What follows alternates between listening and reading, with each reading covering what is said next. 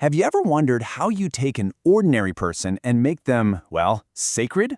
Today we are diving deep into one of the most detailed rituals ever written down.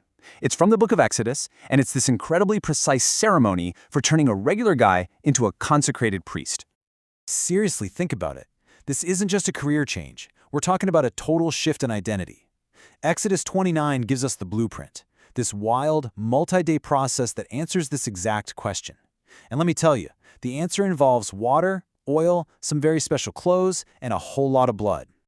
So we're going to walk through this whole thing in 5 main stages. We'll start with the preparations and go all the way to the permanent new reality that this ceremony creates.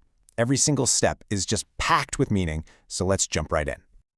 All right, first things first. Before anyone does anything, the stage has to be set. And this whole ritual, it doesn't even start with the people. It starts with gathering very specific, absolutely perfect materials.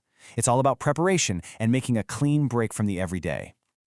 You know, what just jumps out at you here is this relentless focus on perfection. The animals have to be without defect. The flour has to be the finest wheat. See, this isn't just about grabbing the right items off a list. It's about setting a standard. From the very beginning, everything has to be pure, flawless, the best of the best. Okay, so with all the sacred ingredients gathered, the spotlight now turns to the men themselves, Aaron and his sons. The first things that happen to them are designed to, well, basically strip away their old lives and give them a brand new identity you can actually see. This whole sequence is just so powerful. The washing, that's obviously for purification, right? Getting clean. But the dressing, that's the real transformation moment here. These aren't just clothes, they're like a uniform for a new life, a new purpose. And then that final anointing with oil, it's like the seal on the deal. It marks Aaron as chosen, set apart for this divine role. So, the priests are now washed and dressed for the part. And this is where we get to the dramatic heart of the ceremony. 3 separate animal sacrifices, each with its own job to do. This is where big ideas like sin, devotion, and ordination get handled in a very real, very physical way. Now, before we get into the nitty-gritty, it's really important to see that they don't just use one generic sacrifice for everything. Nope, they need 3 different animals, and each one has a highly specific, symbolic task. That level of detail is everything if we want to understand what's really going on here. Let's break this down. First up, the bull. It's a sin offering. Its whole purpose is to deal with the priest's own impurity, which gets symbolically sent completely outside the camp. Second, you've got the first ram. This is a burnt offering. The entire thing is consumed on the altar. It symbolizes total, complete surrender to God. And then there's the second ram, the ordination ram. This is where things get personal. This is without a doubt the most intense part of the whole ritual. The blood from that second ram isn't just for the altar, it's actually put on the priests themselves, physically marking them for their new life of service. I mean, just listen to how specific that is. Not just anywhere on the body, the right earlobe, the right thumb, and the big toe on the right foot. This is not random. Every single one of these placements is soaked in symbolism for the new life they're about to lead. And here's what it all means. It's beautiful, really.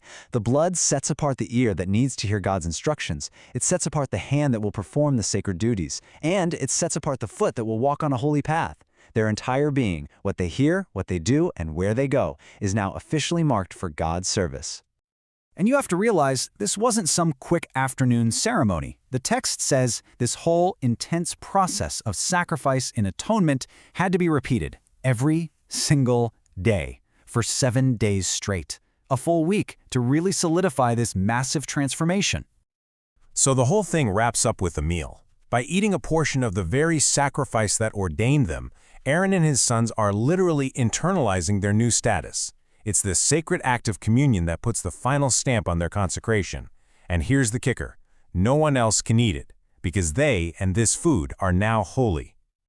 So after 7 days of this intense ritual, what's next? Well, this last part of the chapter shifts our focus. It moves from the one-time ceremony to the new permanent reality it created. The priests have been made. Now their real work can begin. And their new primary job? It's to keep up this rhythm of worship. Every morning and every evening, a lamb is offered. You see, the ordination wasn't the end goal. It was the starting line for a perpetual, ongoing service designed to keep the connection between God and the people strong. So why? Why go through all this trouble? The perfect animals, the fancy garments, the blood, the 7 days. What was it all for? It really all boils down to this one central idea: to prepare a people and a place so that a divine encounter could happen. And there it is. That's the ultimate payoff. The whole reason for the holy priests, the consecrated altar, the endless offerings, it was all to make it possible for God to dwell right there among the people. The entire complicated ceremony was basically the architecture for communion. This ancient ritual from Exodus gives one very detailed, very physical answer to that question. It seems to suggest that for the divine to meet the mortal, it takes real preparation, it takes purification, and it takes dedication. And it leaves us with a pretty profound question to think about. What does it take for us to create that kind of space for the sacred in our own lives?